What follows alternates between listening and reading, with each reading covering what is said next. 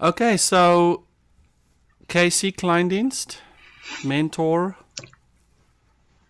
human, thought, thinker, And friend.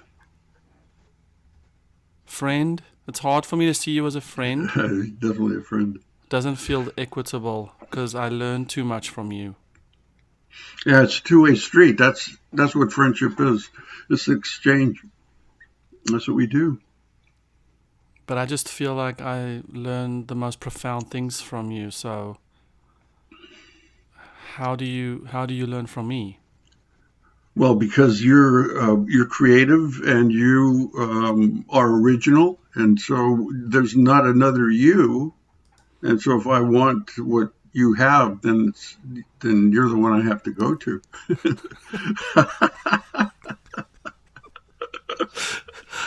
I love it.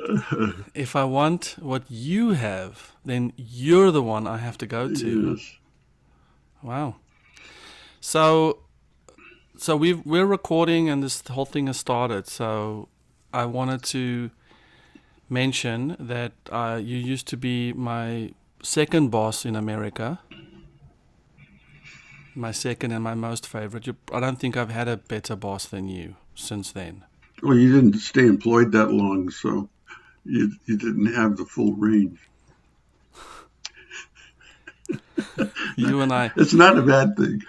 you and I were the renegades who were Oh escorted yeah, out the door. yeah. Keep these guys out of the office by all means. I know. Sometimes our corporate culture just doesn't want people like us. One time was that the director, and he wanted to prevent me from going up to Santa Clara to launch, the software. He said that the test parameters weren't documented, and he needed documentation before anything could happen with the project. And so I didn't know what to do, so I stayed there and I created all this documentation. But I knew the system worked. He needed the documentation, and then it's like 10 o'clock in the morning or 11 o'clock in the morning. I said I could still make it to Santa Clara. Wouldn't that be cool if when he goes online with the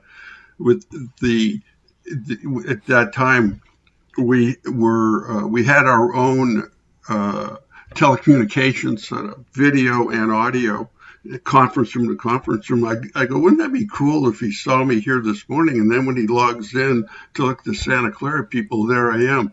And so I made a mad dash for the airport and I called our travel agent and I got tickets and I made it to John Wayne and flew up to Santa Clara and then got a cab and then headed for the office. And I got there like 1 minute before the meeting started. I went and sat down and then the two videos went up. And you should see the look on his face. It's like, he did it to me again. Two places at the same time. Yeah, it was just the challenge that was driving me. The It challenge of just uh, it just reminds me of the systems theory that says the very thing that the system was designed to do is the very thing that it's not going to do. yeah, that's almost like the law. The Like we law, design we design the system because we want to achieve X, and then yeah, we turn on the X. right? Or you set up rules of behavior for people, and they're told that certain things they're not allowed to do. Well, it's that very prohibition that drives the person to go do that. So, But then it's the and but then it's the very but then it's the very system that will guarantee that person's lack of success. it is. And So, it's the flip. You got to have something, and everything comes attached with an unwanted consequence. You can look at almost everything has that same, dynamic about it. So that's just how it's constructed. Versus, like vices and virtues are two sides of the same characteristic. We talk, for every virtue there's a flip vice. For every vice there's a corresponding virtue of the same characteristic. Like love can be virtuous, and love can also be a vice. So every characteristic. So that's our challenge as people with free wills and people that make decisions about themselves and the people around them. So you enter into the system, which is the company, the project team, the goal, and your every intention is to do good, deliver results, achieve a wonderful outcome. And then that's the very thing that doesn't happen. And then you become an enemy of that project, an enemy of that system. Where did you screw up? Is it because of the unintended consequence? Not you. I'm talking about humans. Yeah. Well, I mean, that screw up really is in the mind of someone else. All of a sudden, when you bring two people into the room, they're not responsible for each other's thoughts. They're not responsible for each other's attitudes. So there's a judgment involved if all of a sudden pressure is exerted, expressing displeasure. That one person pressures another person. So all of a sudden this thing gets complicated.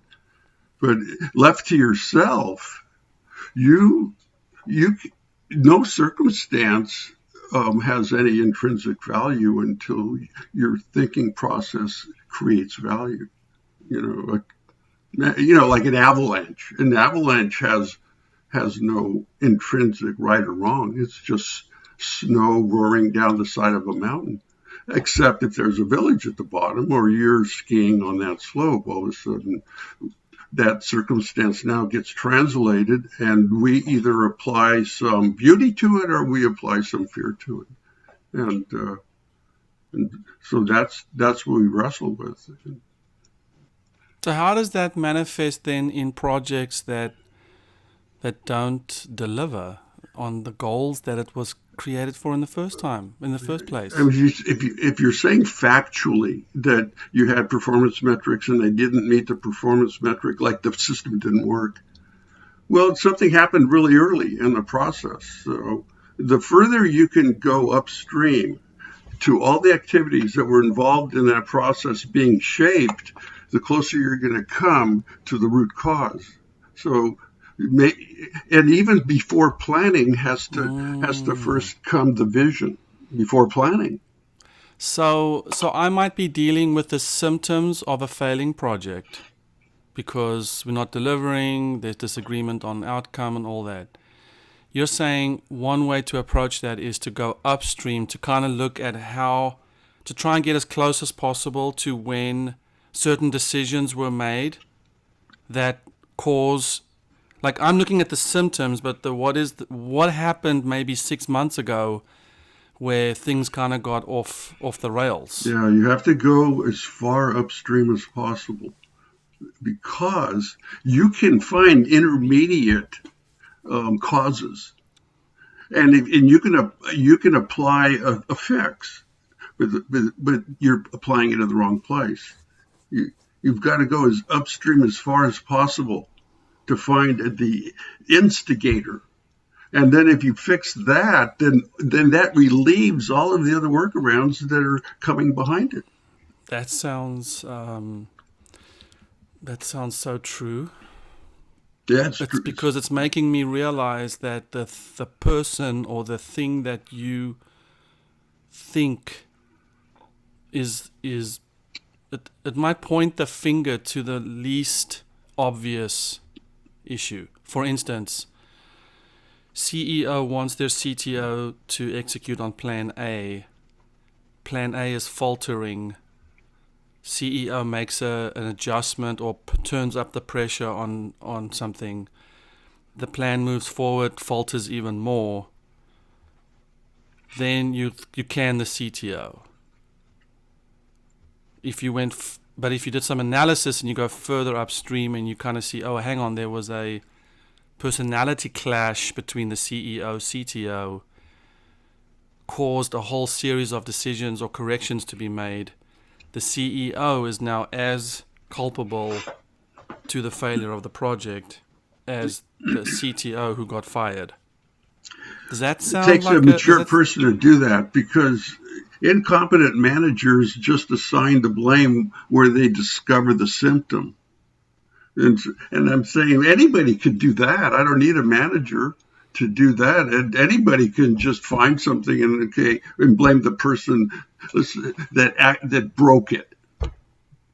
Well, but it takes a really skilled manager to go see the causes that led up to that breaking. It doesn't, where you find the problem is the end. It's like the last step. You got to start heading upstream in all cases, and that's the hard work. That is the hard work, and sometimes it points to the manager himself. I mean, well, or sometimes it points to a flawed a flawed one page of a flawed view of what the project is supposed to accomplish, because the world I'm talking about is when a CEO founder wants magic to happen.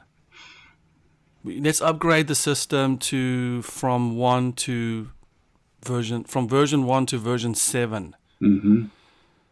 So baked in flawed desire request, it's a broken request, but CTO comes in, is employed by the CEO and feels like they can do it. Or then they run off and they start doing it, and months turn into years, and a backlog of 20 tickets turns into a backlog of 500 tickets. The root cause analysis is probably going to stop, like you said. Well, listen, we have to fire the CTO because they're not doing it. The job isn't getting done. Meanwhile, that request to go from version 1 to version 7 was that was the flaw. Certainly. But there wasn't any sort of correction or accountability, and that's a bit of a hyperbole, obviously, but in many small decisions being made around many small projects, this is most likely what is happening. So it's a post-mortem. If the event's already taken place, you can't undo it, but you have an opportunity now to understand first steps. And perhaps the second time you deploy that, you're going to take more care. You're going to,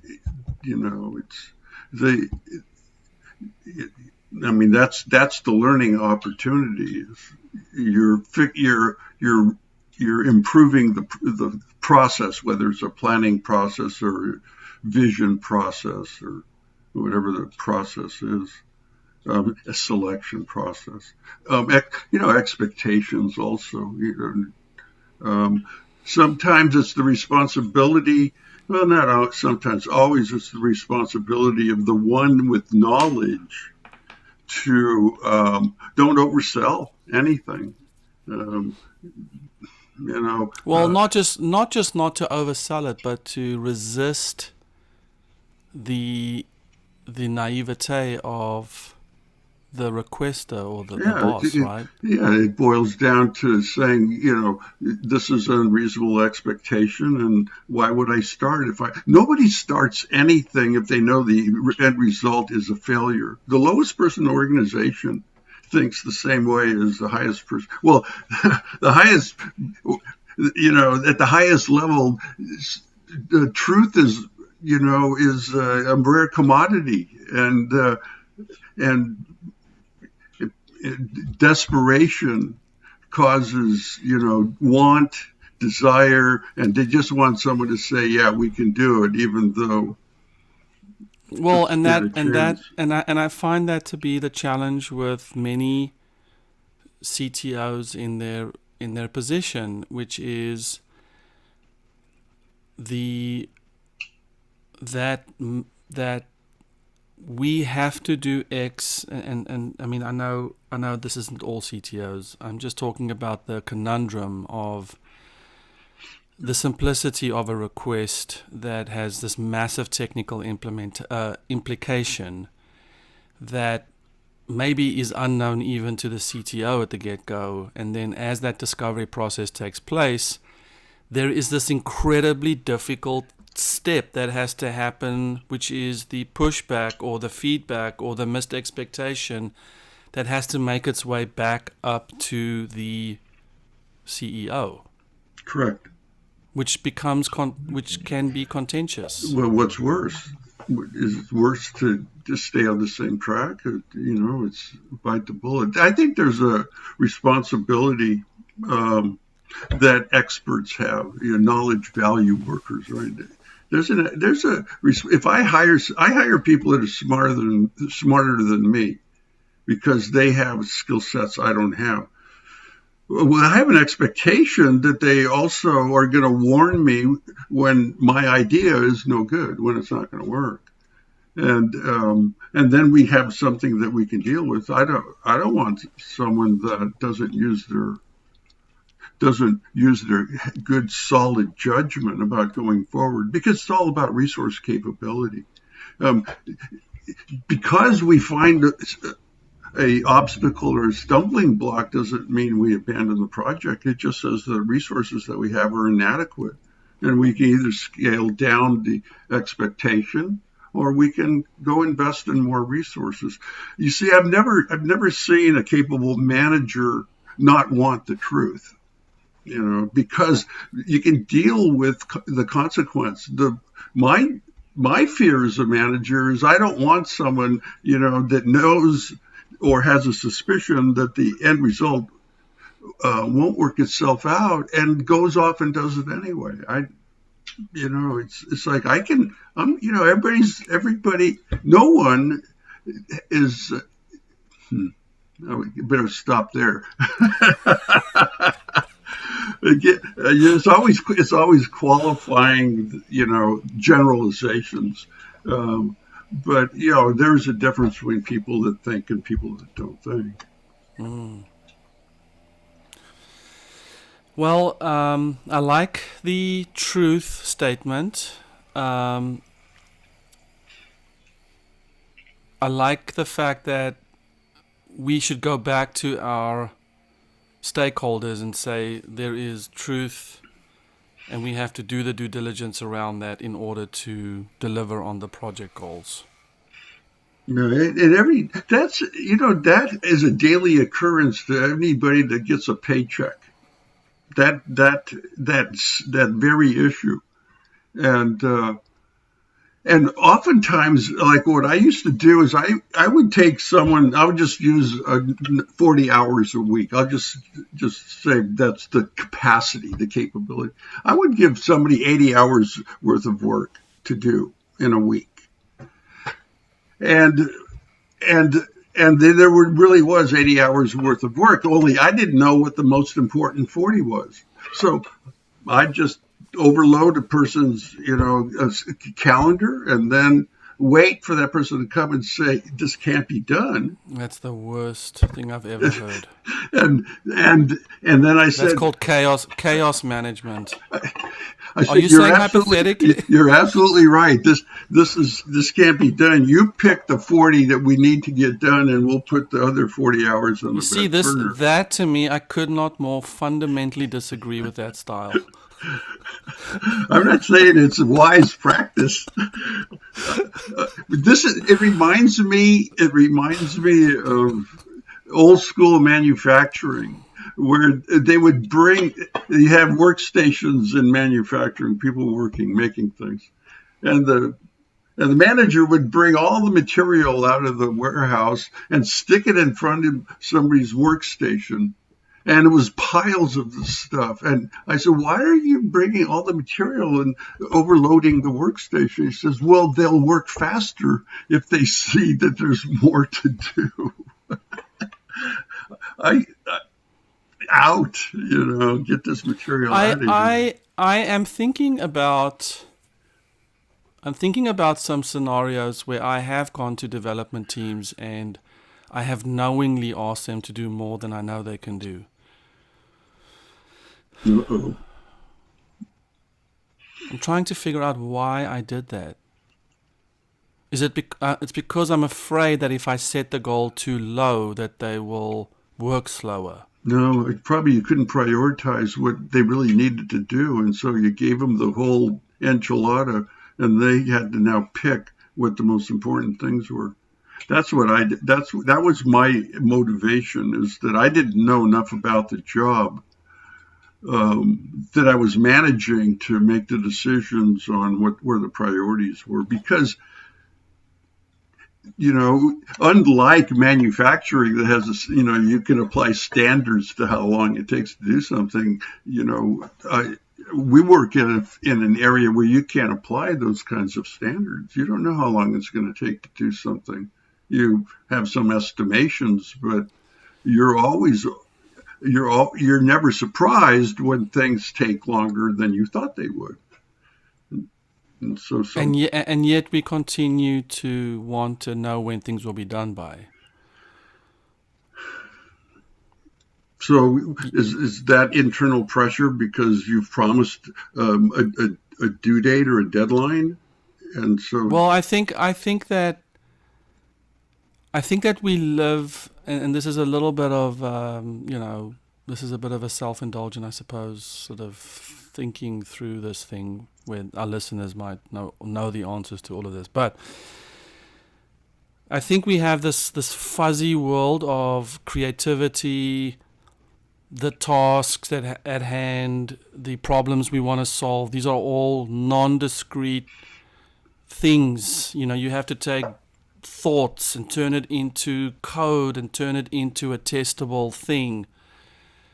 And then you have this very discrete thing called time, and you are just constantly mashing and wrestling and pushing all of these things into a when will it be done, how long can I wait, and then you add dollars to the time buckets, which is a socially acceptable and socially required way to pay people. Though I don't think unless you go back to a job shop, you pay people for the work they do. That they outlawed that about 100 years ago. That's how labor was compensated, by the job.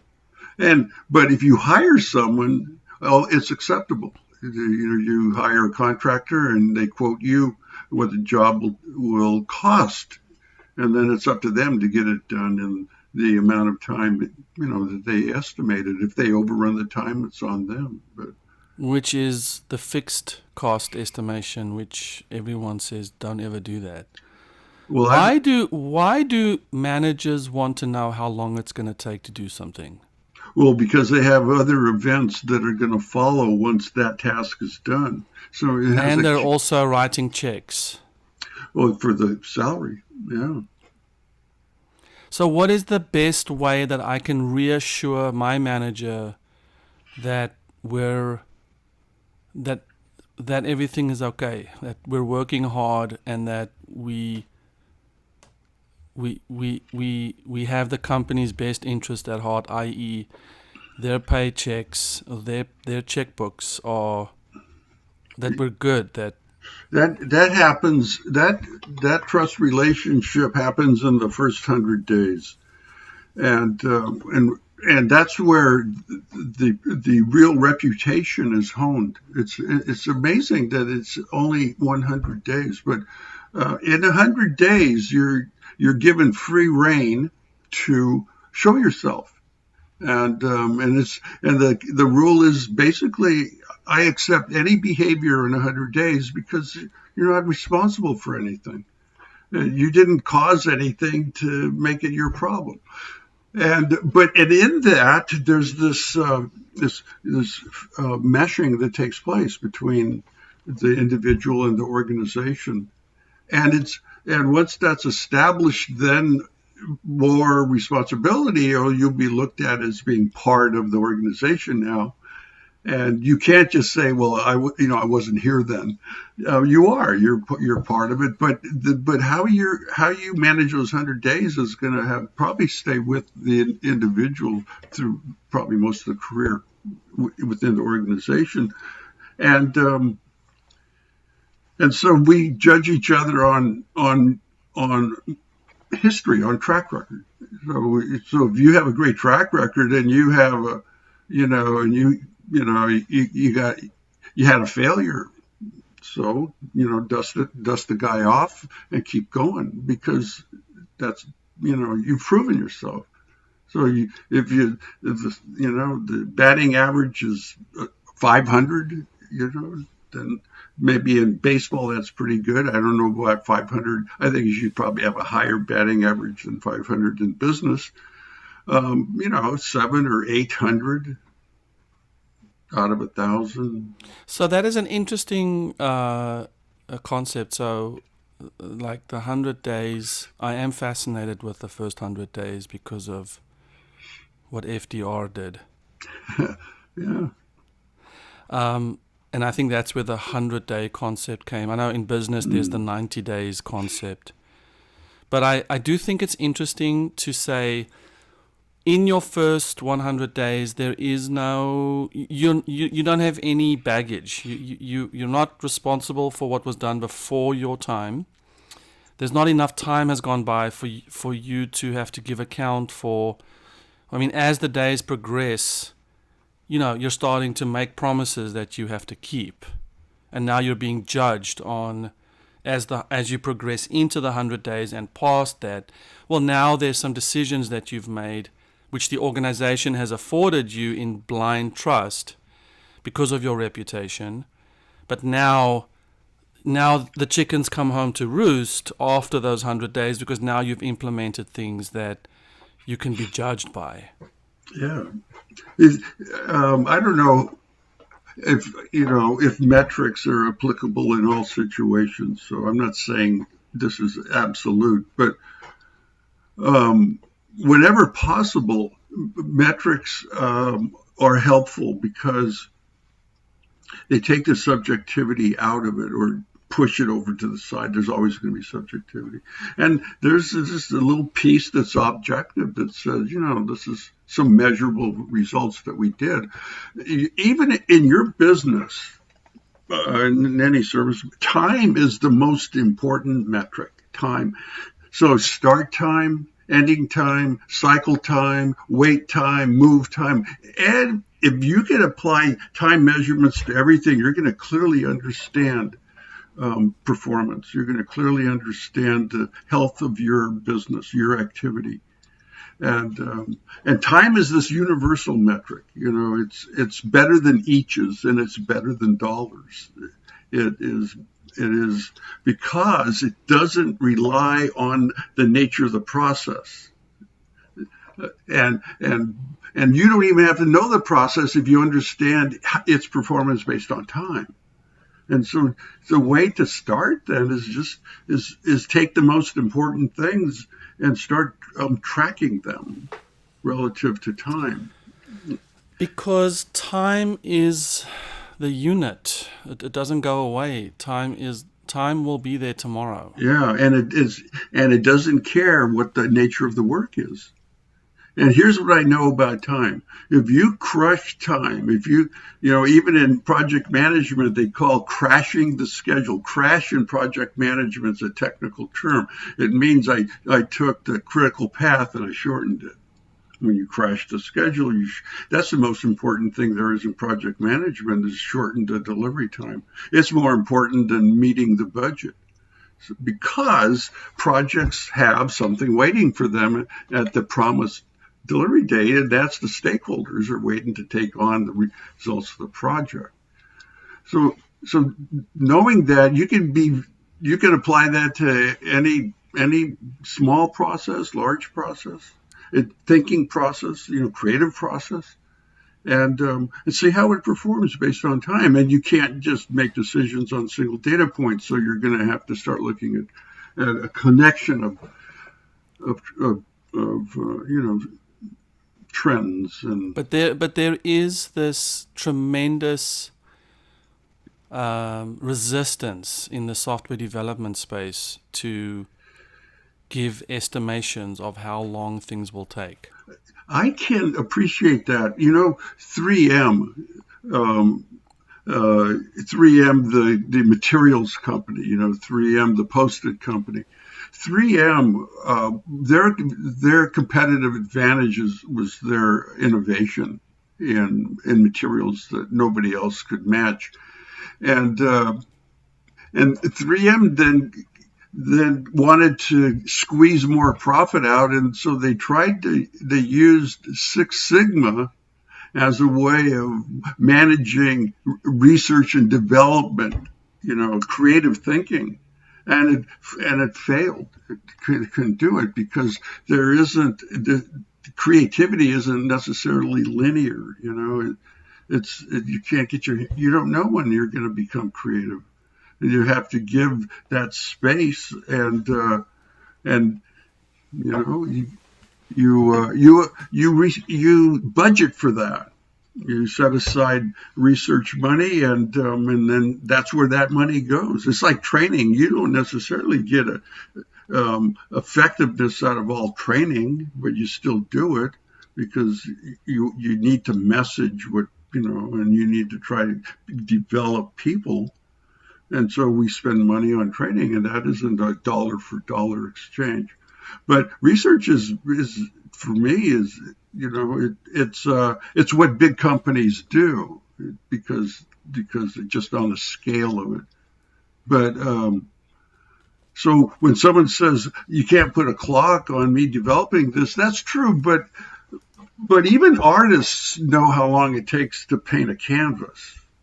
I know a friend of mine that I've known since we were teenagers has tried working as he was a janitorial supervisor, but he didn't care for working, so he learned to paint, and so he's been supporting himself for the last 50 years painting, and he gets like $15,000 for a canvas, and his stuff is everywhere,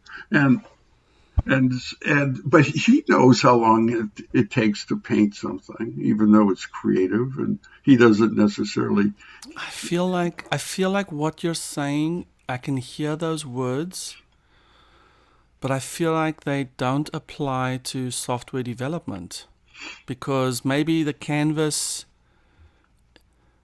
size of the canvas is the issue. So it's almost like every ticket or every bug or every thing that has to be worked on is me writing lines of code after I have assessed the situation, which I use my creative brain to then solve the problem. So the size of the mini canvas is not really known ever. I have to assess the issue. Maybe then I decide on the size of the canvas, which is still something that can't be perceived with the eye. It's still a estimate. That's right. Then I start writing the code and I realize, oh shit, I'm running out of canvas. I need more canvas.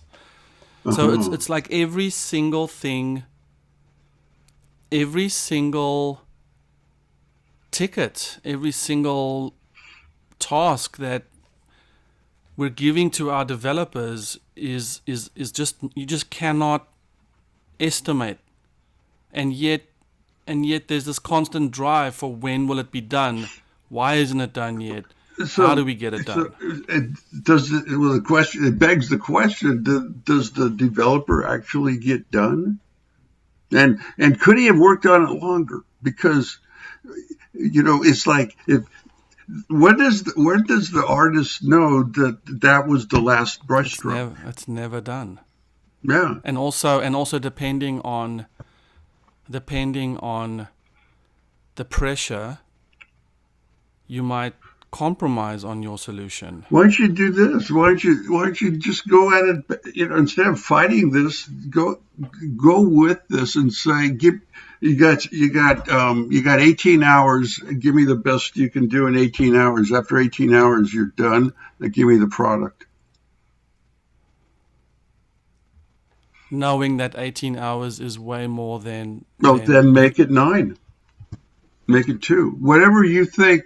Give me the best you can do and what you think is a reasonable amount of time. Because what you got nothing to lose. Yeah, so then you're saying, so then you're saying, so then you're saying, okay, I'm giving you 40 hours to fix this little bug, right? No, 4. Not Now, 4. are you saying you're artificially limiting it or Yes, artificially yes, expanding yeah. it? No, no, no. I'm saying that this ticket, you got 6 hours to work on this ticket. Give me the best you can do because we're gonna get. You're done. That's when your coding time ends. But what are you hoping to accomplish with that?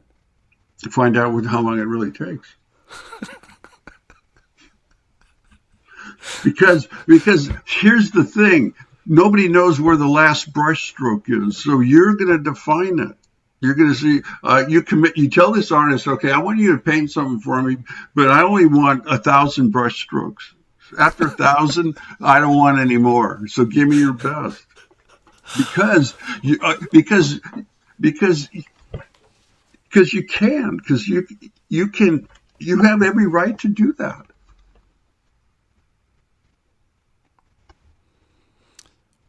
There is a There's nothing. graph. There's nothing holy about somebody that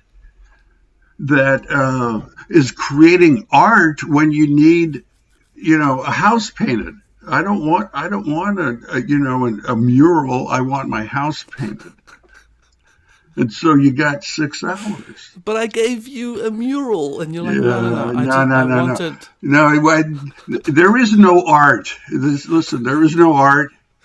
There is no art. We do everything as well as we can. If you start creating art and you set that aside from pedestrian work, then you will never have art.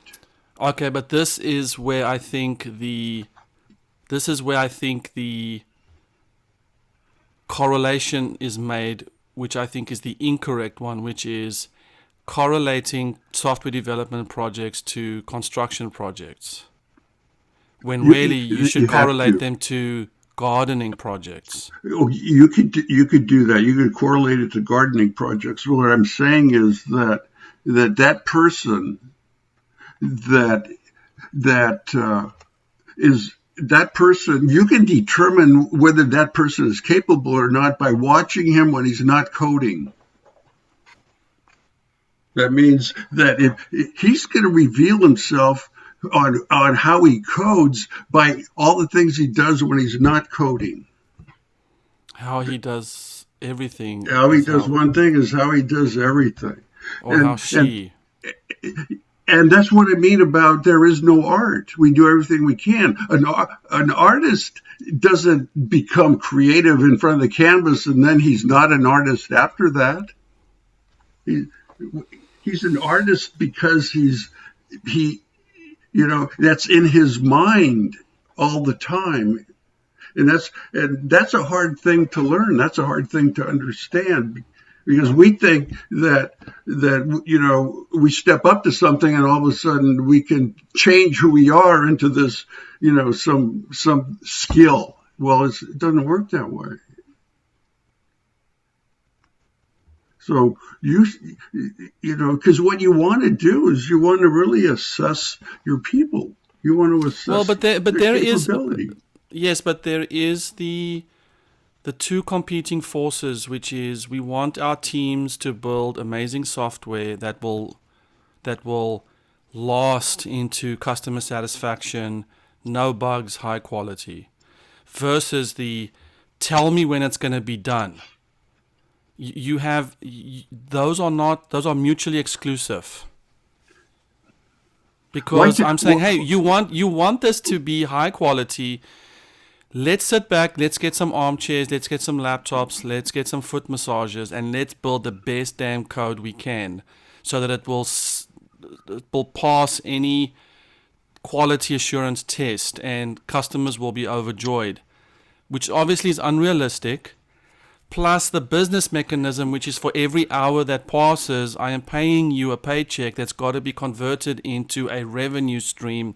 How the heck do we plan if you can't tell me how long it's going to take to get something done? But how can I tell you how long it's going to take to get something done if I have to assess a problem and generate code? I have to tell the computer what to do, which is a relationship, which is a process. Difficult. Now, are we talking about bells and whistles, or are we talking about functionality? Because which way, is this fully featured? Are you applying like a German engineering to it when it doesn't need German engineering? It needs no engineering. It needs to be done. I would say the feature. I would say the scenario I'm describing is feature requirements that supposedly will increase revenues, but is damn hard to estimate. If it takes that long to do, but you're saying you don't even know how long it takes. So some days your projects come in quickly, and other days your projects take longer, or is it all longer? No, I just think that it's generally all longer. I don't think it's ever. I think that we are in a difficult situation where the simplest of tasks are just more complex than even the coder thinks it is. Then it's very seldomly. It happens where something is just so well architected or spec'd out or API'd that it's like, oh wow, I thought I was going to spend all day on this. This just took me one line of code, right? I think that does happen, but in general, even when I sit down to say, okay, I am going to now work on this piece that is important for the project, it is generally more complex than I think it is, or more things have to be considered. And are you less competitive because of this, or do you find this across the industry that every software development department has the same thing going on? I think it's across the industry. I think systems are becoming more complex. It might be that it is becoming simpler to launch MVPs or software frameworks, but you're doing it in more complex situations. So if we used to be coding for a green screen Unix dumb terminal, you're now coding for multiple devices across multiple languages. So I'm just saying that you launch your startup, you get your success. Great. You've tested that 100 people have tried this and 99 of them want this and 98 are willing to pay for this. So go ahead. But now you have a situation where now you're staffing more people. You're wanting to go further. You're wanting to actually take the validated idea and you now want to turn it into a sustainable, growing, scaling business. And that's where I think, now you're hiring experts who uncover the complexities of what it takes to get things done. If you were Amazon and you had one warehouse, awesome. But now you have tens of thousands of warehouses, and now you're trying to predict which products are going to be ordered in which region so that you can pre-stock those warehouses. You've just made, it's easy to do 2-day shipping to people that are within 2 days of a one warehouse radius. Now you're like, oh, I've got to grow this. I've got to make this a real thing. Well, now you're doing it across the planet. The same simple value proposition, but just to more people. And the problem has now become infinitely more complex. Indeed, but you're the CEO who says, well, you made it work for one warehouse. Why can't we make it work for 10,000? Well, no, the problem is it's not the same problem at all. And can you raise your prices accordingly to cover the increased cost in providing this So high complex service? this just brings me back to the contentious conversation and it's usually contentious because the CTO has to tell the CEO, no, it's not that simple. No, it's not just an upgrade project. No, it's not. No, you. It's. I know you made $1 million off of this revenues off of this approach, and now you want to upgrade the process so that the quality increases or there's more features. No, it's not the same project. You're talking about an increase in complexity that doesn't just get solved by doubling your dev team, or it's and that conversation is damn hard and it's not fun because you have to walk in and say to the CEO, it's not sorry, I hate to be that person, but it's not gonna. What you think you hired me for is actually multiply that by 5 or 6. That's how long this is gonna take, or that's how much harder this is gonna be, or that's how much more money this is gonna take. But wouldn't a thinking CEO then see that this product has more value, and so it's going to have a positive impact in the business? Well, I think 1 out of 100 CEOs might see it that way. 99 of them are going to say, dude, this is technology. It's supposed to be. I've been conditioned to think that this is easier. This is a commodity. If I spend X dollars, I should be getting Y out of this. That's the problem is that there's this expectation that things are just going to work if I just, and so the first thing I see founders say is I want to double my engineering team. I just have to throw more bodies at this, which now gets us into the mythical man month or mythical man hour situation. Mm-hmm. I like to tell people what any developer can do in 1 hour, 2 developers can do in 2 hours. Yeah. So I'm saying it's so sad for me. You need skills. You need to be okay with being just the baddie, the perceived baddie. Now we both know that you're saving the company from doom. If I'm doing my job right as a CTO, and then that goes both ways. I have to be able to be open to being stretched. I often say my CEOs have brought the best out in me because I've often said, no, it can't be done. And then I try it, and then yes, it can be done. So there's that dichotomy as well. But then there's the... can you hear the lawnmower? Can you hear a lawnmower? No, Okay. I don't. There's a lawnmower out there, huh?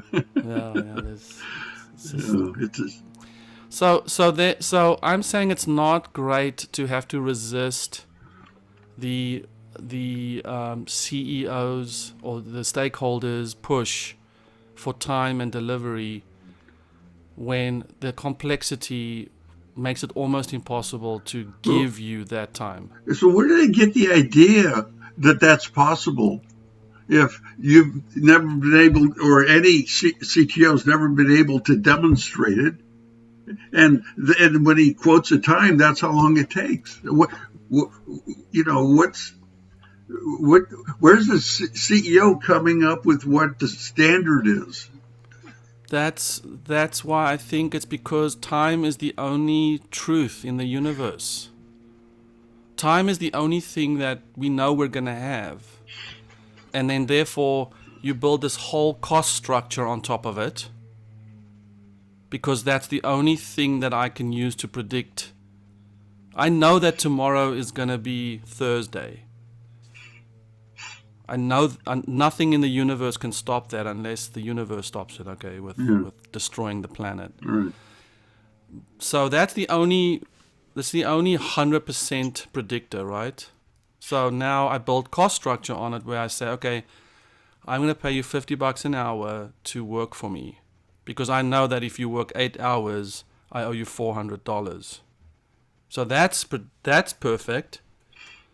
But now, how long is it going to take to get things done? Because I need to know how much I'm going to pay you, because I need to build budgets, because I need to earn revenues. Boom, now you've just created a little problem. Does, is there a measurable return on investment when the product's finished? Is it internal? Is it internal operating systems, or is it it's a product you're selling? Because if there's an ROI, then you argue from the ROI and not just the cost of the resource. It's like, or the time, because time is money. If time's an issue, start earlier. You know. But for instance, let's say I'm going to take a long trip.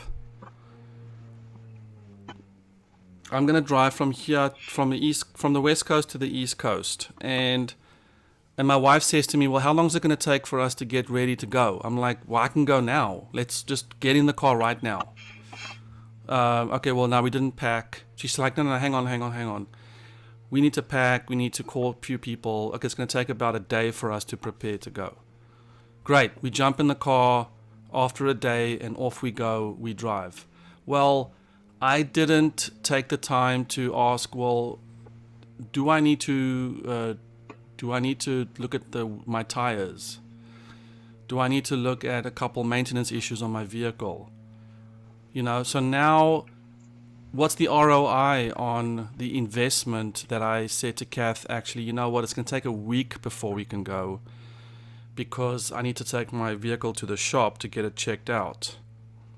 So the ROI of me getting the vehicle checked out is that a possible blowout didn't happen along the drive. So it's almost impossible to calculate because it never happened. But the ROI of the reverse ROI of not making the investment is very easy to calculate, because we had a blowout. Thankfully, we survived it, but now we spent $5,000 on delays and hotels and new vehicle, blah, blah, blah. So that's an easy one to calculate. So it sounds almost like you're writing maintenance code. Well, so there's this concept called technical debt, which CTOs are always having to budget for, but CEOs rarely understand, which is, put in its simplest form, and I'm talking about startups, so I'm not talking about the large enterprise. Okay. You know, has delicious buffers for this. Yeah. But you go from saying, hey, I'm going to deliver this business value to you after this sprint, after every sprint, to saying, hey, you're going to hear crickets from us for a month. You're going to be paying, but you're not going to see tangible fixes. But we would have gone and taken our vehicle for a full inspection and upgraded all the different parts that were necessary, so that in case, whether it's security, scale, code base, we are protected against those. And when do you reveal this to the CEO? When do you reveal? So that's part of the challenge. Is you might be getting in the vehicle and starting your trip only to see that the check engine light came on, which you couldn't have known that the check engine was going to come on.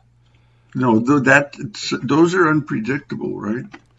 But if you know you have to do what organization might view as unproductive work to keep the system running, then you get to reveal that in the annual budget.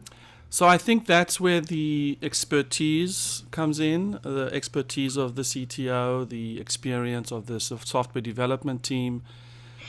I think what I'm trying to land here is just there is a incessant desire to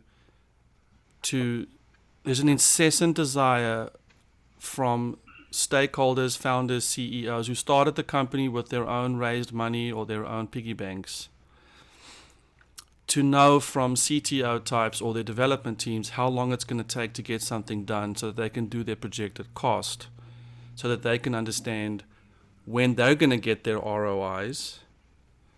But you're dealing with a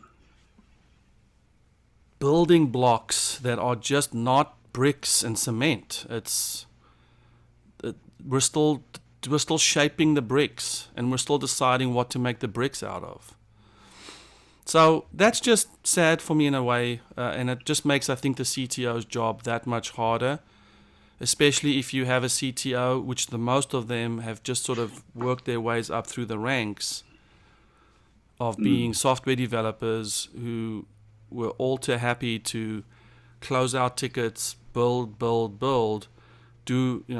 take the time to get things done, to now being on the other side of, now I've got to fight with my management because they want it done faster and we can only get it done slower. Oh, yeah. A new set of skills are going to have to come into play that weren't necessary in the previous position or previous role. Like a salesman, a super salesman becoming an awful sales manager, because they're completely different requirements. So maybe how do you if you're saying I need a businessman, and as a CTO I need a businessman. I need someone that understands all the language and can sell costs. I sometimes think that the CTO is really a person who is actually just an entrepreneur who loves and has built technology. So there's that sales and marketing component, because you have to sell ideas, you have to communicate, you have to show what is possible, you have to say, hey, it's gonna suck for the next month or two, but you know what, this is what we're chasing, and this is why keep investing. I'm assuming the great entrepreneurs are doing this all the time to their investors, right? Give us this $50 million because this is how we're changing the world.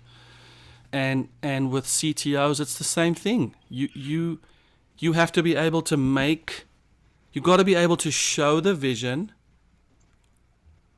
You have to be able to show the sacrifice that's gonna be made to get to that vision.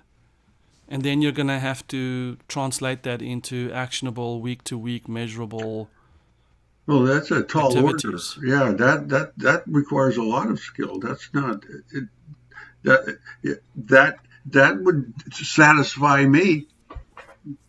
That would, if I was the CEO and that's that was the person you're describing as was the CTO that had that vision.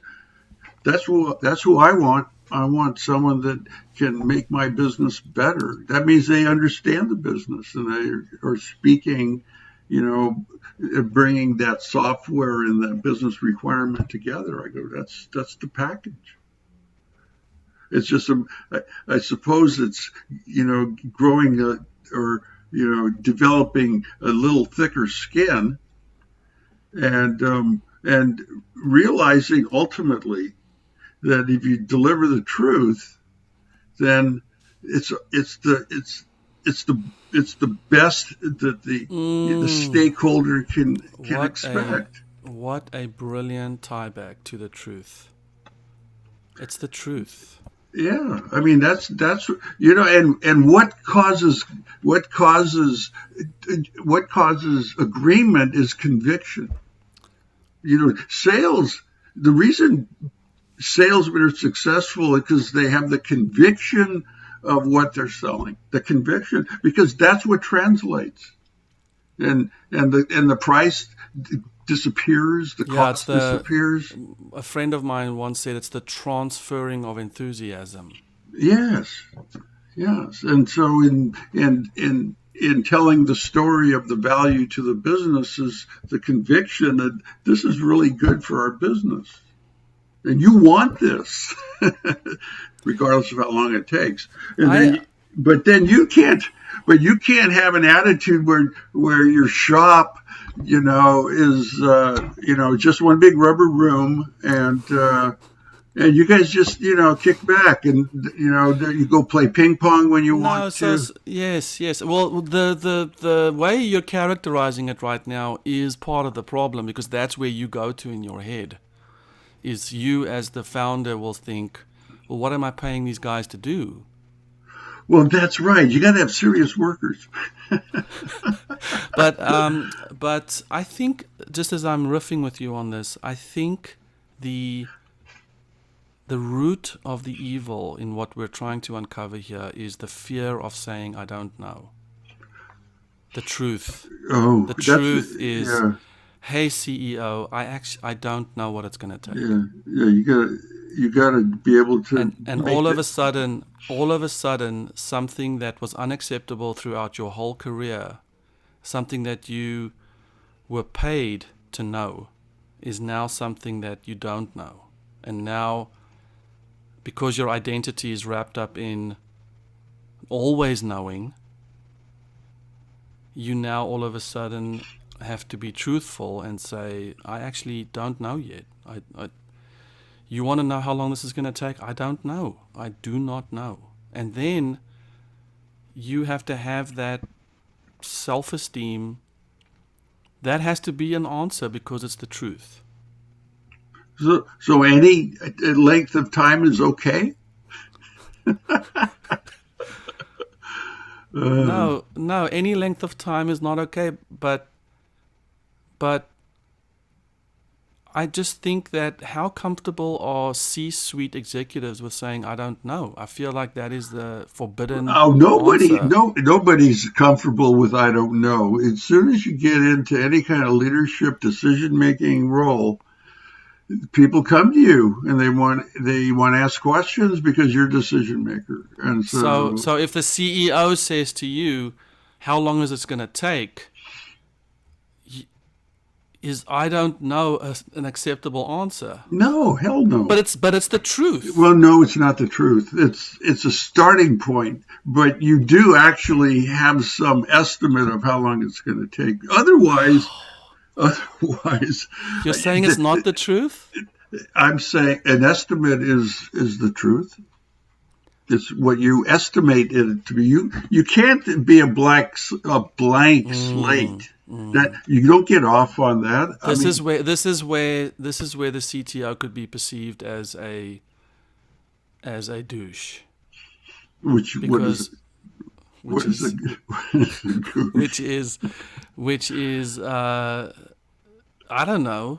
And meanwhile, so at that point you're saying it's under the auspices of hard truth, because we don't know anything.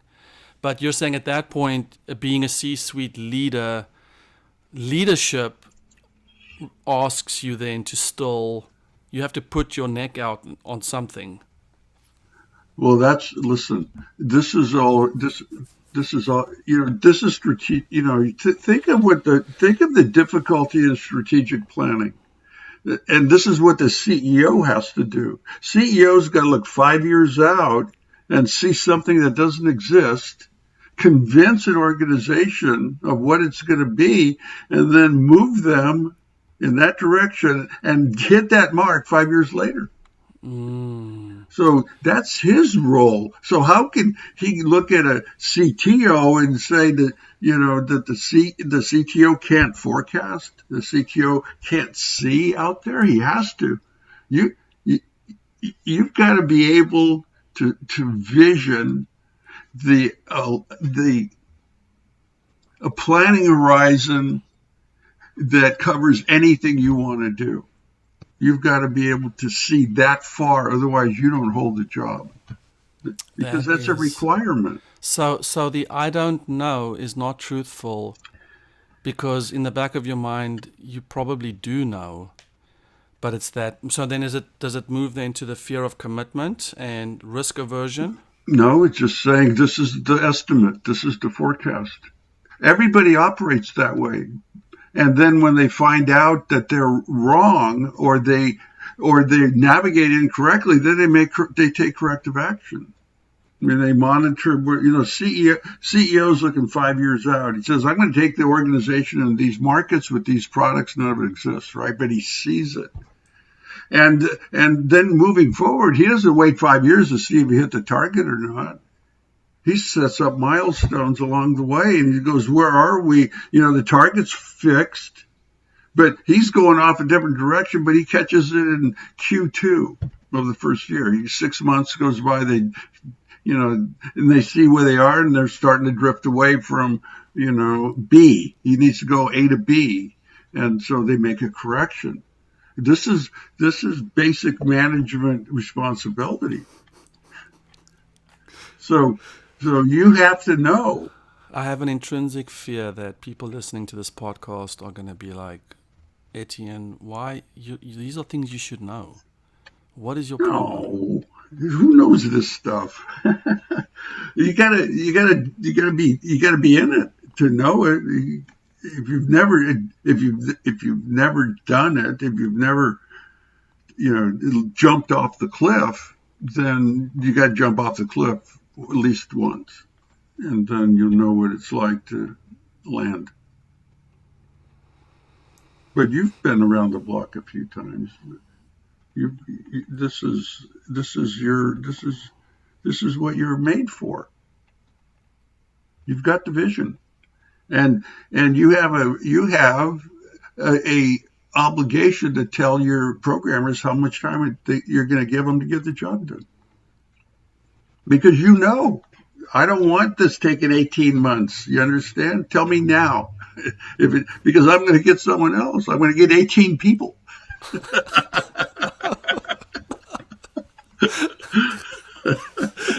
18 people could do it in 1 month. That's hilarious. What any woman can bear in 9 months, 9 women can bear in... You try that, yeah.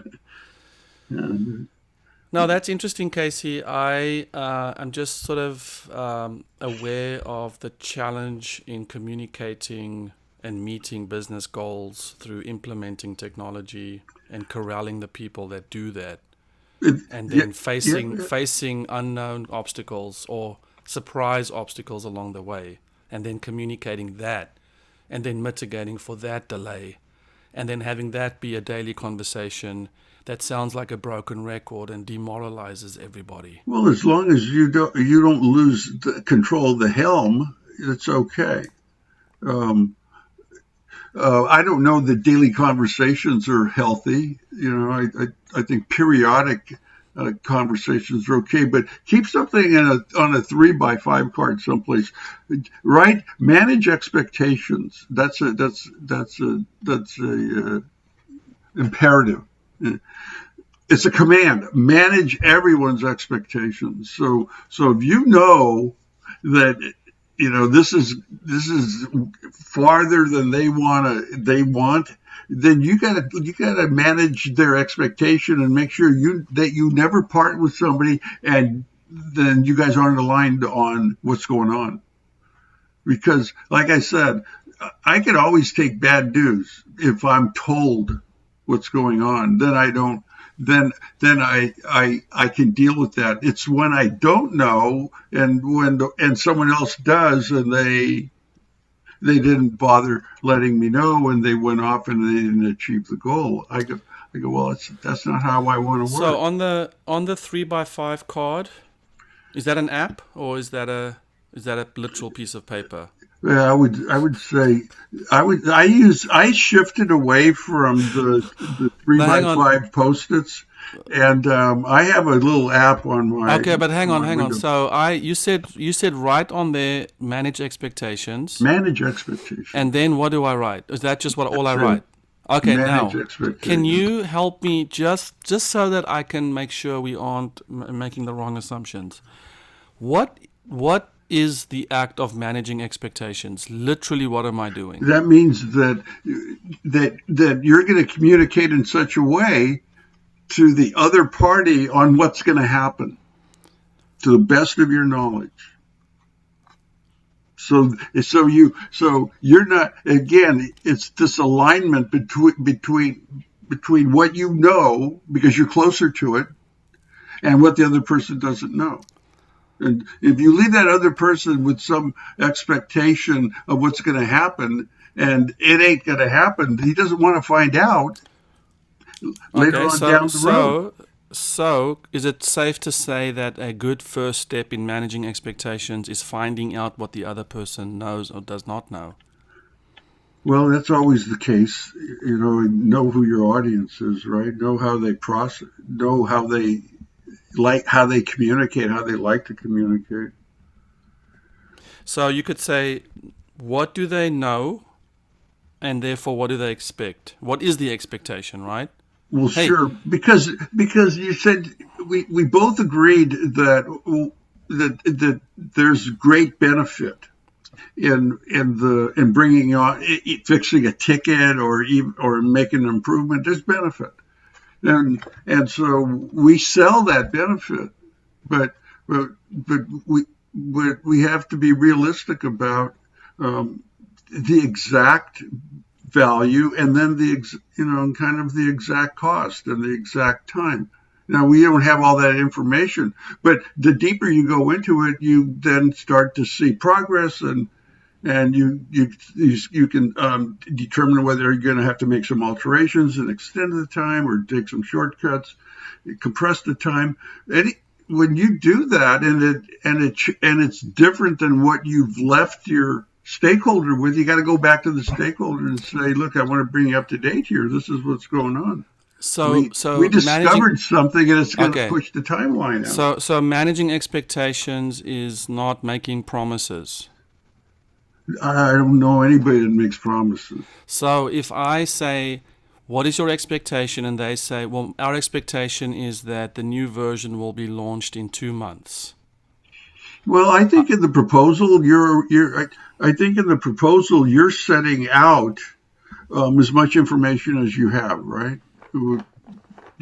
Whether it's for allocation of resources or whether it's because some other activities are going to be tied to it. So there's a basis established at some point, and and in that is going to be what. Look at that. That's a beautiful container. Did you want some water? Yeah, I do. You just pass it over. Where's the X button on my window?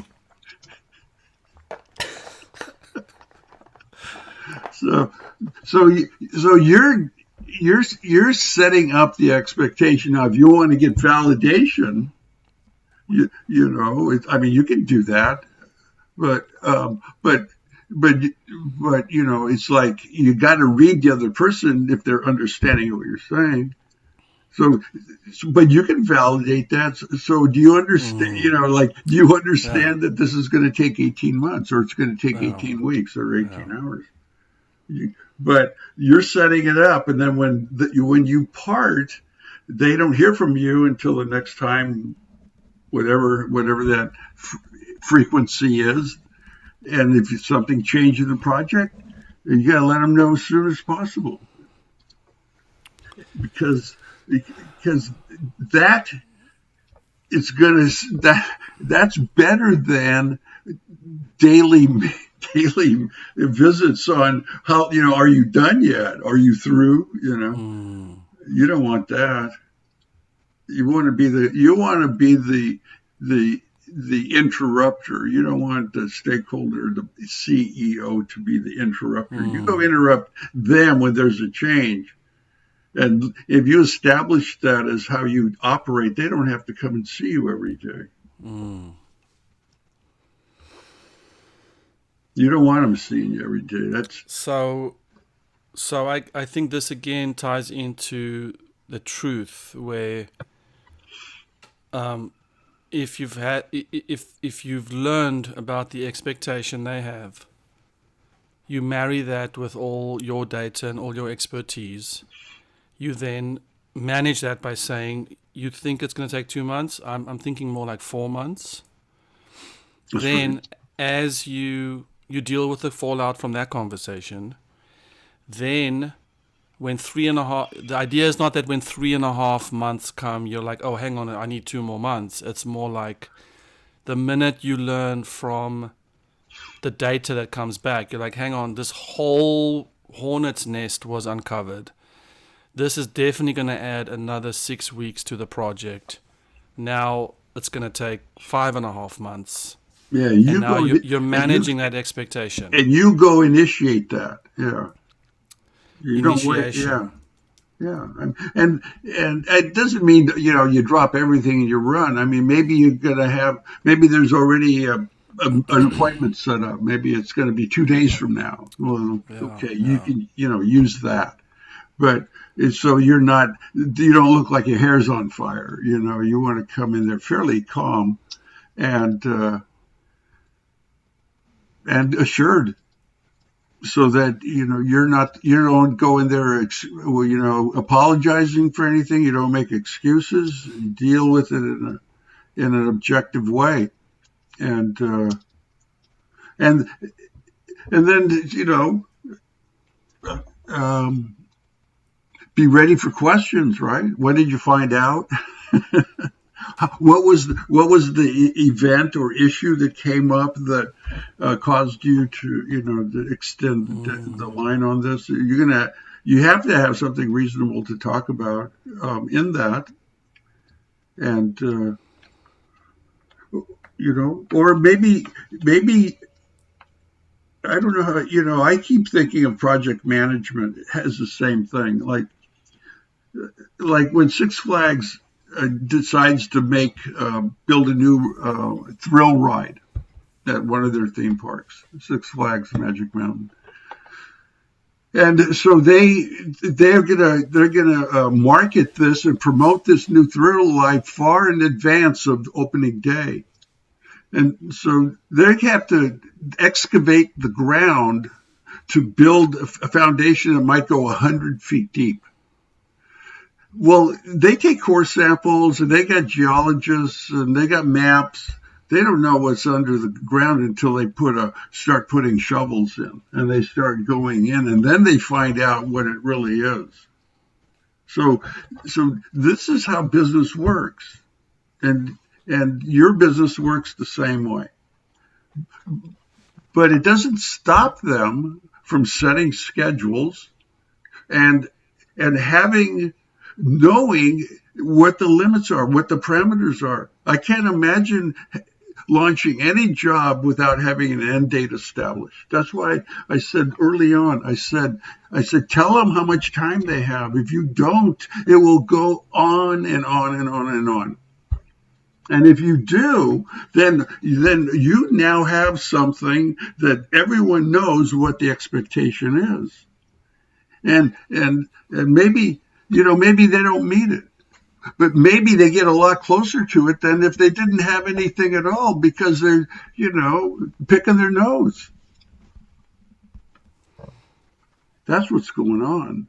You have to give the mind a target when it's, when I have to get this done, because it's labor. And yes, they find out once they start digging into the ground, they find out what they really have. But it doesn't mean that they aren't expected to get through that. I like the reframe to targets. Have to. Otherwise, you invite extension. You invite it. You you know you don't have to. You have every right to ask for something in a specific amount of time, even if you don't know how long it's going to take, because nobody will know how long they have to do it. It's a cultural thing, and you're a business manager. You, you're not the guy in the rubber room anymore.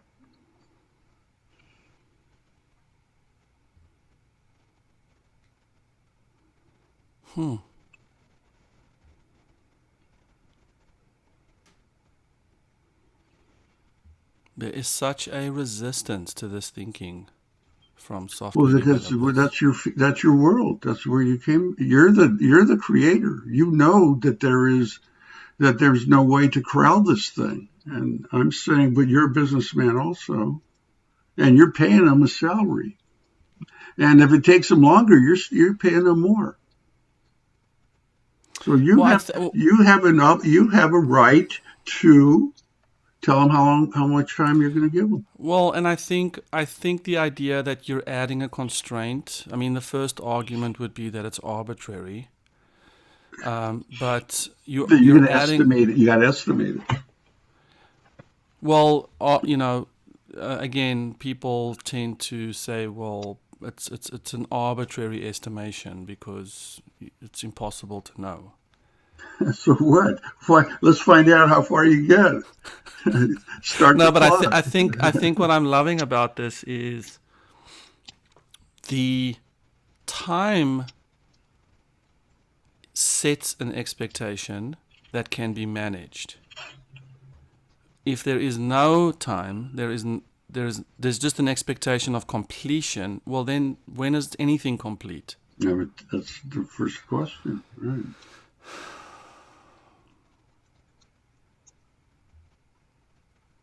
And their job is to manage your expectations. They got to talk you into why it's taking longer. You better be a good excuse because I don't want to hear it. Creative guy, I don't want to hear it. This is a business. This is a business. Get to work. This is a business. Get We're, to burn, work. we're burning daylight. Yeah, this isn't a hobby anymore. And hobbies can take forever, not business. So can I just take that example of Six Flags and just ask you to apply it to a business that is going to sell eggs, and they start by buying the chicks. They can't possibly know when the first egg will be laid. Yeah, sure they do. Because chicks reach a certain age through observation and they lay eggs. They know exactly how long the chick has before he lays an egg. She. Is it she? Well, they don't know. They don't know how many of the chicks are hens and how many are roosters. Yeah, they know all that too. They know the sex of animals. They look under their drawers. Okay, well that's a dose of reality. Anything I else? don't want you. I want you to have tools. I don't want you to be helpless, especially around people.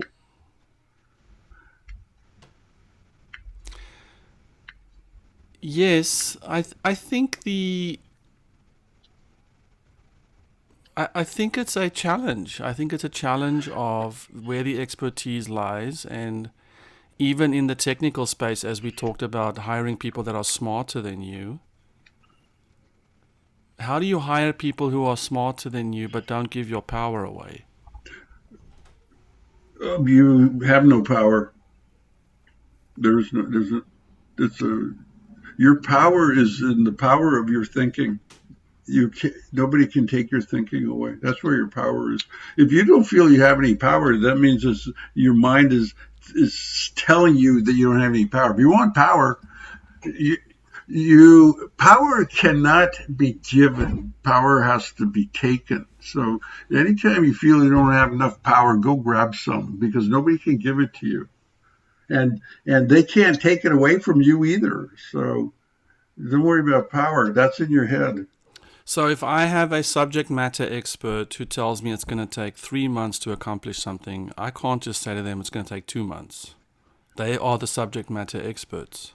No, you gotta if you respect these people, and I know you do because I do. Then we say, tell me what it would take to get it done in two. Yeah, so there is I think it's a question of leadership. So I think it's the basics of leadership, right? In all, yeah. Yeah, I never, that we really didn't talk about that word, but yeah, it's all leadership.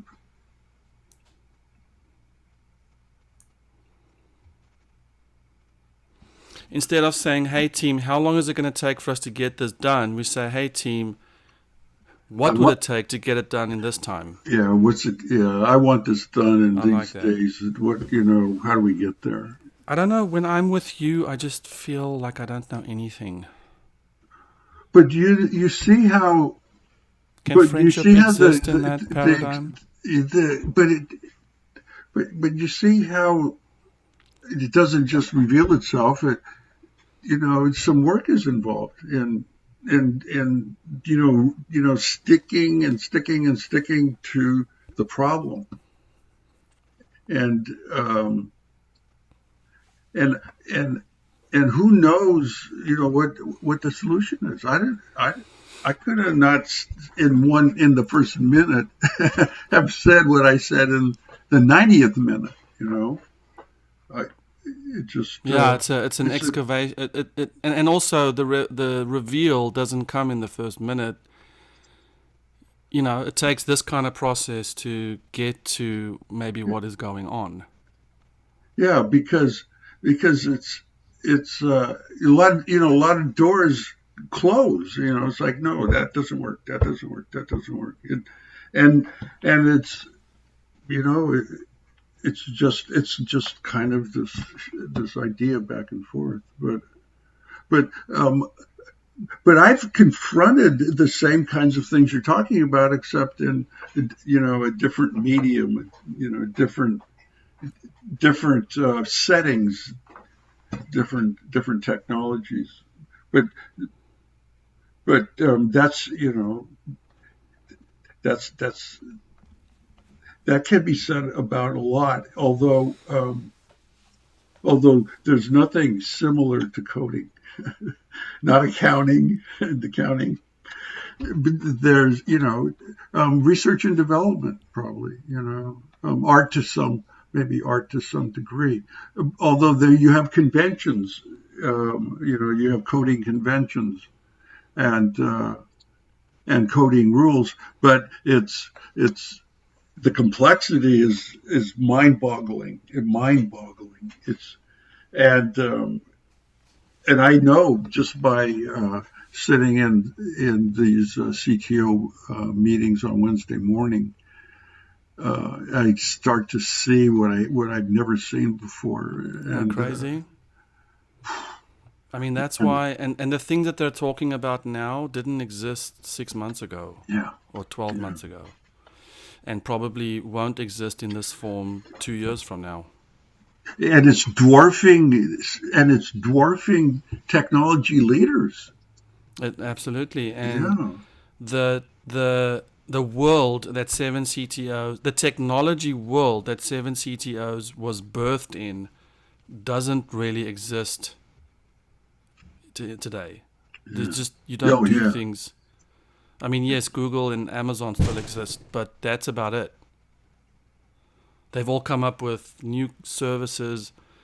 I don't think anybody even talked about Google Cloud the way they right, are. Kubernetes didn't exist. you're right, yeah. DevOps was a concept. I don't know. It's crazy. Casey, I want to do this. I want to do this more. I want to sit at your feet. I wish we could get together, but we will. We'll get past this. We'll get together. But this is. I'm happy. I'm happy with whatever I can get. If this is how we communicate, I'm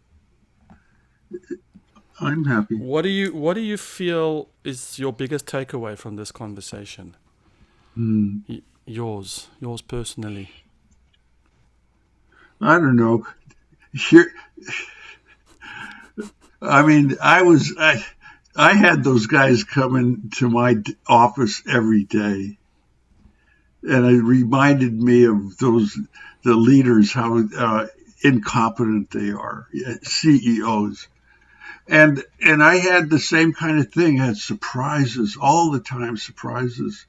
And it's because supply chain is real dynamic. You're successful when 6 other companies do their job right. And then one break, and all of a sudden it impacts our performance. Well, why did you let that happen? Well, couldn't you have called ahead of time, or all of these kinds of frivolous things about you should have prevented it. Or I remember one time I was written up for lacking preventative problem solving. That means that says that we're writing you up because a problem occurred and you didn't do anything about it, so it didn't occur. I go, well, what about all the problems that didn't occur? Why am I not getting credit for that? It's like there's a million of them. There's a million problems that didn't occur because of me. Yeah. Well, they said, well, you're not a team player. That's why it's so hard to measure our ROI, because the things that they would have taken away from their investment didn't happen, so their investment grew. How do you measure ROI on the invisible? Yeah. Dollars. That engineer didn't quit because they love working with you. I mean, okay, great. What's the ROI? Well, I mean, no one quit. Yeah. Yeah. And then so we developed metrics around employee turnover. So the fewer people that turn over, the better it is for the organization. There's this kind of a belief that that's true. And I know it's true when I'm around really seasoned people within the company that know where everything's hidden, I mean, that's, then they leave and a new person comes in and they don't even, there's no way to replicate them. All that knowledge, all that tribal knowledge goes with them. Even if you had 2 weeks of cross training, nothing gets transferred. So we recognize that if your people stay, that's probably a good thing. Now, but that doesn't hold true for managers. That holds true for task and knowledge value workers. Those are the people that actually perform the job that the company gets paid from customers. Managers really don't do anything. They really. There was a time when I had a secretary, and I literally didn't have to do anything. And then someone brought in a dumb terminal that was tied to some server, and it had Microsoft Word on it. And that was the last time I had a secretary. But here's what I found out about middle managers. There was a movement in the early 80s to get rid of the middle layers. See, the fewer layers you have in the organization, the more efficient and effective communication is up and down. And the ideal number of layers in any company is 5. That don't go past 5.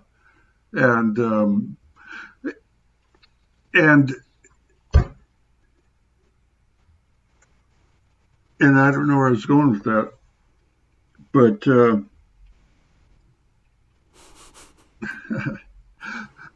managers were laid off, and they came up with an organization model called self-supervised, self-managed work groups. And every quarter, one of the people in the work group would be the 90-day supervisor, and that would rotate through. Well, this thing fell apart because the middle managers had all the knowledge. The C-level guys didn't know anything, and the workers didn't know anything. Managers had all the knowledge, so they brought the managers back in. But the managers of today have to be able to do something. You can't be a manager and just have meetings. You have to be able to do something. No, you're that guy, obviously. I became that person too. And otherwise I wasn't going to have a job. And that's the big thing is that you just can't pontificate and hold, make $200,000 a year. You got to know how to make something and how to build something. That's doing. And so that's the work of management. So when you plan for the organization, like how you want to grow the organization, make your planning horizon the exact amount of time that it takes to implement the biggest project that you would have authority over. So maybe that's 3 years. So your planning horizon should be 3 years. You should be able to vision 3 years in the organization. But you're a CEO also. You've been the head of your own company. And CEOs are expected to be able to see further out than 3 years. They got to be able to see 5 years out. And so the way that you develop that ability is by just by stretching yourself. If you can see 3 years out, then 4, but you see, why do they go 5 years out? Because they are in charge of initiatives that take 5 years to accomplish. So you never plan longer than the amount of time it takes to accomplish the initiative. So if it takes 30 days for you to do something, don't plan a year in advance. Always stay 30 days ahead of it. So that's how you scale how far out you need to plan, is how long does it take to accomplish. Right. Yeah, so it's not just some arbitrary, No. If it's too short, then you'll miss the window. If it's too long, then you're going to have a faulty forecast, because the longer your vision is, the longer your planning horizon is, the more error is going to be in the forecast. And the shorter you can make the plan and the planning horizon, the forecast is more accurate. So that's, that'll keep you steady. And the other thing is try to match resources to be perfectly aligned to demand. So make supply and demand equal each other in your enterprise. That means that every dollar of resource converts to at least a multiplier of 1 on the income side. So that's break even. So as high as the multiplier you can get, but don't have resources in excess of demand. And that's with people, that's with facilities. So that's what happened in supply chain. That's what we taught all the supply chain managers, is that make supply equal demand, and then run that supply chain fast. And guess what disappeared? Warehouses. So as soon as the economy came to a halt, there were no commodities, because it relied on motion on the supply chain. That's how fast the supply chain is operating. And so grocery stores went empty aisles in a matter of a couple of days. And then it was a matter of trying to get the supply chain back. See, so that was the kind of the risk in managing supply chains, is that what if your supply chain is interrupted? Well, we'll have an alternative or a contingency, but nobody forecasted this contingency. And, all of a sudden toilet paper was gone, And why was toilet paper gone? Because when people stayed home, they stopped using institutional toilet paper at schools and places of employment. They used their own. And the toilet paper industry was built to make supply equal demand. So when the demand shifted from institutional use to domestic home use, that toilet paper, there was no supply for it. The part of the toilet paper industry that was making institutional toilet paper could not be used in the homes because the rolls were like this. And so they had an excess of warehouses full of institutional toilet paper, and they were out of household toilet paper. That's why. And then once you have a perceived scarcity, then all of a sudden the domestic demand, went up by 1 million, and then that just did it. That just killed it right there. And it took time to those toilet paper factories to start gearing up more towards the domestic toilet paper, and then people relaxed a little bit. But so it wasn't just see everybody blames the hoarders, right? Oh, look at those hoarders. And it was like that was like the worst thing you could be was a toilet paper hoarder. But they didn't understand the root cause where this thing came from, And the toilet paper hoarders were acting precisely the way they should have. But here was the what we call it, the cherry on the ice cream, is when they tried to take the toilet back to the markets, when there were full vans of toilet paper, they were just told, you own it, you keep it. And all those guys, they couldn't take the toilet paper back. They got a garage full of toilet paper.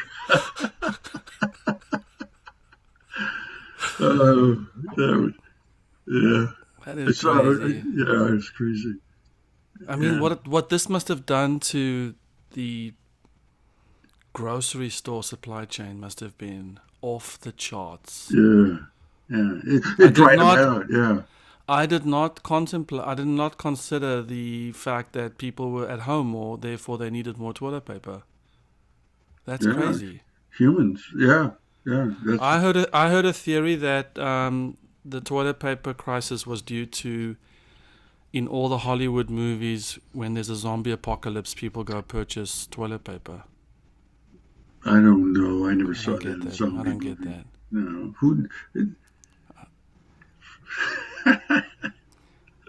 But listen, they were out of everything else. However, they had substitutes. Now, I remember, going and I wanted some canned products there, right? And I was stuck with what was left. But there's no substitute for toilet paper. The napkins were gone, the tissues were gone, and toilet paper was gone. All three of those disappeared with the toilet paper. And then, there's no substitute, Not like going down a canned food aisle. I mean, I was buying stuff I didn't necessarily want, but if that's all I could put in my pantry, that's what I ended up buying.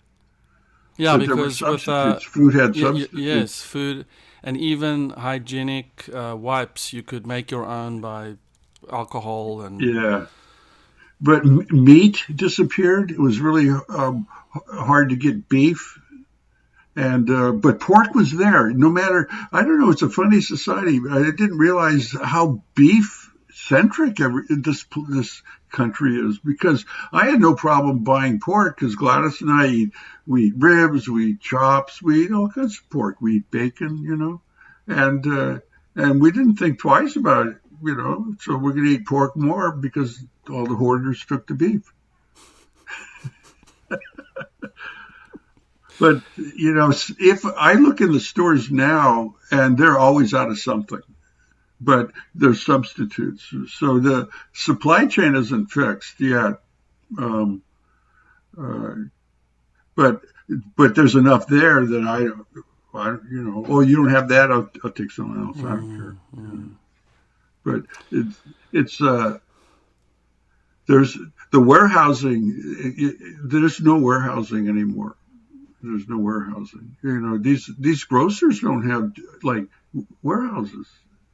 I think the biggest warehousing is Amazon, and Amazon has a pretty fast turnover too. And they don't carry anything. If they're holding third-party products and they're selling third-party products, they charge rent on that space. So that if you don't sell, you're going to pay for that space. So they experience a high turnover in their business too. That's how they make money. And so everybody's, so supply chain oriented, and it's got this fragility around it that it can break. And then we're screwed. So I kept a minimum of 10 cans of tuna just in case it got really bad. So I think I'm down to 6 or something like that. The big jumbo cans. Yeah, I'm always good for a tuna sandwich once in a while. So Yeah, I mean, I like that. there's nothing wrong with that. Yeah. But